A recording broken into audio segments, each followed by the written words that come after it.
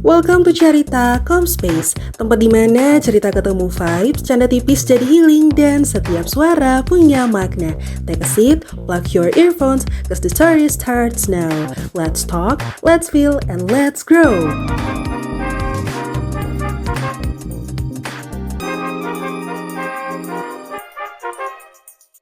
Setiap langkah perjalanan manusia adalah momen yang dijadikan pelajaran.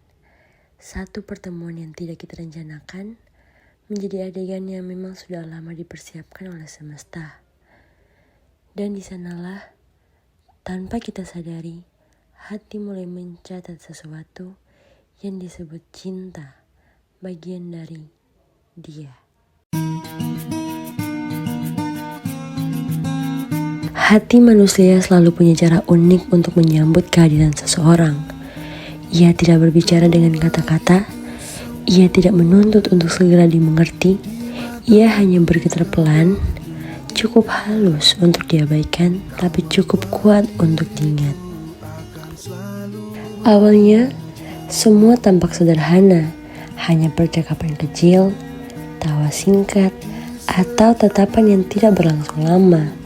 Namun justru di momen-momen kecil itulah hati mulai merekam tanpa suara, tanpa jeda, dan tanpa izin. Ada kalanya kita percaya bahwa cinta hadir lewat sesuatu yang besar, pelukan dramatis, pengakuan yang megah, atau janji yang dilontarkan di bawah langit penuh bintang.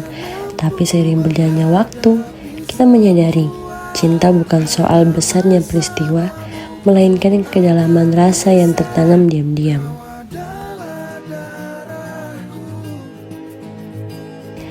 Dia membuat cinta tumbuh dari cara ia mendengar, bahkan saat kita tidak pandai menjelaskan, dari cara ia memandang seolah waktu melambat hanya untuk memberi ruang agar kita bisa bernapas di dekatnya. Dari hal-hal kecil yang sebelumnya tampak biasa, tapi berubah menjadi berarti sejak ada dia di sana. Dan hati begitu sulit untuk dipahami, tiba-tiba menjadi buku harian yang tidak pernah kita tulis, tapi terisi penuh oleh kehadirannya. Seiring berjalannya cerita, kita mulai menyadari bahwa seseorang dapat menjadi rumah bahkan tanpa menawarkan bangunan. Dia menjadi tempat pulang, bukan karena kita mencarinya, tapi karena ia membuat kita merasa ditemukan. Namun, ini bukan hanya tentang kehadiran, tapi juga tentang jeda, tentang rindu yang muncul dari jarak, tentang diam yang menguji, tentang waktu yang memisahkan agar kita bisa melihat lebih jelas apa yang sebenarnya tinggal di dalam hati. Di balik setiap senyuman yang tampak sederhana, ada jutaan detak yang berusaha memberanikan diri untuk jujur. Di balik setiap pesan singkat yang terlihat biasa, ada keberanian yang perlahan tumbuh. Dan di balik setiap pertemuan yang tampaknya kebetulan, ada perasaan yang mulai belajar menyebut nama seseorang dengan lembut. Cinta pada akhirnya adalah dokumen terpaling jujur tentang manusia. Ia merekam bagaimana kita rapuh, bagaimana kita berharap, dan bagaimana kita berani membuka pintu meski pernah kita tersakiti. Ia mengabadikan cara seseorang merubah hari-hari biasa menjadi sesuatu yang tidak lagi ingin kita lupakan. Dan mungkin dia bagian dari cinta yang paling indah, bukan yang membuat kita merasa melayang, tetapi yang membuat kita merasa pulang, yang tidak hanya membuat jantung berdebar, tetapi juga membuat hati mengerti bahwa ia dipilih bukan karena sempurna, tetapi karena ketulusan. Dalam perjalanan yang panjang ini, hati menyimpan satu hal yang paling jernih, bahwa ia adalah seseorang yang kehadirannya tidak dapat dijelaskan, hanya dapat dirasakan. Seseorang yang membuat kita percaya bahwa di dalam hati manusia selalu ada ruang untuk bertaut, untuk tumbuh, dan untuk kembali mencintai tanpa takut. Ini adalah tentang dia yang disebut dengan cinta, yang membuktikan bahwa kali ini berbeda. Perasaannya nyata dan tidak pernah berkurang, menunjukkan bahwa cintanya tidak pernah menuntut sorotan, tetapi tetap bersinar. Cinta yang tidak membutuhkan saksi, kecuali dua hati yang saling menemukan.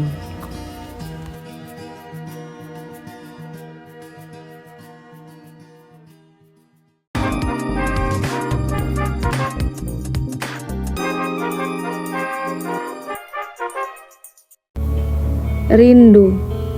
Kejujuran selalu searah dengan cerita. Suara metaforis tidaklah mengenal labirin dalam sukma hati. Mata dan suara sebut itu sunyi. Isyarat hati sebut itu cinta. Untukku kata-kata mustajab membuatku merasa satu atap bersamamu. Izinkan aku bercerita denganmu. Dalam kesederhanaan, aku menemukan damai dalam jiwa. Laksana, aku bercerita. Menulis kebahagiaan di atas pasir pantai yang tak bisa dihapus oleh ombak. Ingin aku ceritakan kepadamu sukmaku yang hilang karena kepergianmu. Dunia tak mempesona di mataku. Beri barat aurora takkan lagi muncul sehabis hujan. Hatiku tidak ragu menanggung beban. Meski bahuku masih baru, izinkan aku bercerita denganmu. Aku bercerita dengan bunga sedap malam di saat malam. Dikala turun gerimis, ingin rasanya aku memelukmu dalam cerita. Aku tak ingin cerita ini cepat berlalu. Aku merindukan kekuatanmu, kebijaksanaanmu, kelembutanmu, ketulusanmu, kejujuranmu. Setiap rasa dalam puisi ini sebagai rasa rindu padamu. Tersimpan hati yang lelah meratap, izinkan aku bercerita denganmu. Aku merindukanmu dalam ruang waktu. Senada kerinduan menembus lamunan yang beku. Saat tulisan merengkuh batin, luluh hati bercerita dengan nurani. Kerapuhanku bukan ketakutan. Keheningan bukan berarti tidak bersuara. Aku merindukanmu dalam kalbuku yang dalam. Izinkan aku bercerita denganmu.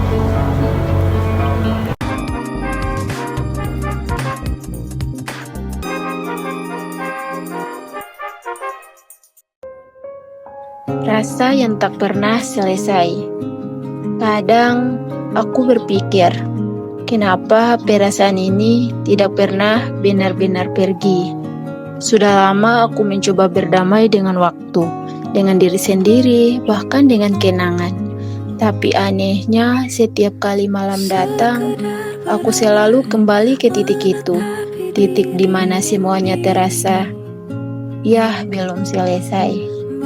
Aku pernah pura-pura kuat, pernah tertawa seolah semua baik-baik saja, pernah bilang aku sudah move on kok, padahal di dalam hati masih ada sesuatu yang nyangkut, entah luka, entah rindu, aku juga nggak tahu.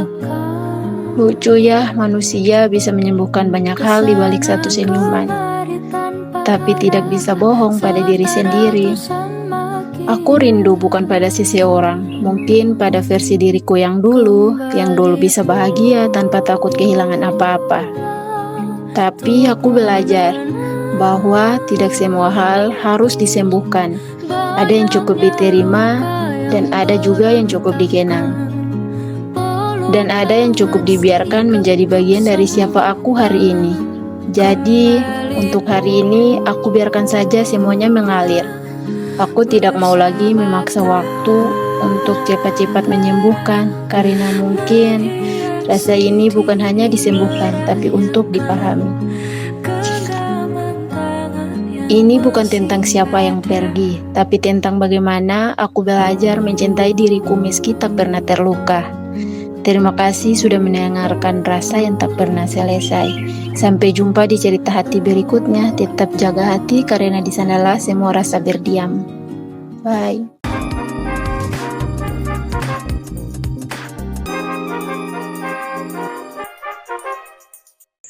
Kadang aku merasa hidupku terbagi jadi dua, dunia nyata dan dunia Roblox. Entah sejak kapan semuanya berubah, tapi sekarang game Roblox, terutama map Fish It, sudah seperti magnet yang menarikku kembali setiap kali aku ingin sekedar bermain sebentar. Ya, sebentar, yang entah kenapa bisa berubah jadi berjam-jam tanpa terasa. Seringkali kukatakan pada diriku, cuma 10 menit, tetapi begitu terjerumus ke map Fish It, semua konsep waktu langsung hilang. Tiba-tiba sudah sore, atau sudah malam, atau bahkan sudah pagi. dan aku masih saja memancing, seolah-olah hidupku bergantung pada satu tangkapan yang belum juga datang. Fish It itu aneh, sederhana tapi memabukkan. Seolah-olah ada sesuatu yang membuatku terus ingin melempar pancingan atau kail lagi dan lagi. Semakin aku tergila-gila, semakin aku lupa bahwa dunia nyata telah menunggu. Tapi entahlah, rasanya ada kesenangan kecil yang cuma Fish It bisa kasih. Ketenangan yang membuatku terus kembali, bahkan ketika logikaku mengatakan untuk berhenti. Tapi di balik semua ketagihan itu, ada satu hal yang benar-benar bikin emosiku naik turun, yaitu Secret atau Kraken. Makhluk itu seperti legenda yang tidak pernah muncul, seakan-akan menghindar dari diriku. Dan yang paling menyebalkan, yaitu Talon, si NPC paling kikir sedunia. Seolah-olah dia punya dendam pribadi. Dia tidak pernah mau memberiku moment of glory itu. Kadang, aku duduk menatap layar, menahan napas, berharap secret itu muncul. Tapi, yang datang apa? Hanya ikan biasa, ikan langka kadang, tapi Kraken tidak ada. Hasilnya, aku mengeluh, aku kesal, aku ngomel sendiri seperti orang stres. Lucunya, meski kesal setengah mati, aku tetap lanjut, tetap memancing, dan tetap berharap. Karena di balik semua frustasi itu, ada bagian dari diriku yang tidak mau menyerah. Bagian yang percaya bahwa mungkin, hanya mungkin, lemparan berikutnya adalah lemparan keberuntungan. Aneh ya, aku tahu aku kecanduan, aku tahu aku lupa waktu, aku tahu talon kikir bukan main. Tapi, aku tetap kembali. Aku mengejar Kraken itu, seakan-akan mendapatkan seekor secret dalam game bisa memperbaiki seluruh hidupku. Kadang, aku tertawa, memikirkan betapa bodohnya aku. Tapi di sisi lain, mungkin ini caraku melarikan diri, caraku merasa hidup sedikit lebih seru. Jadi, ya meski aku sering kesal, sering emosi, bahkan sering merasa dipermainkan oleh talon dan keberuntungan, aku tetap di sini, melempar pancingan atau kail virtual itu, berharap pada sesuatu yang entah kapan datangnya. Karena pada akhirnya, aku memang sudah tergila-gila dengan Roblox, dan mungkin itu sebabnya aku lupa akan semuanya.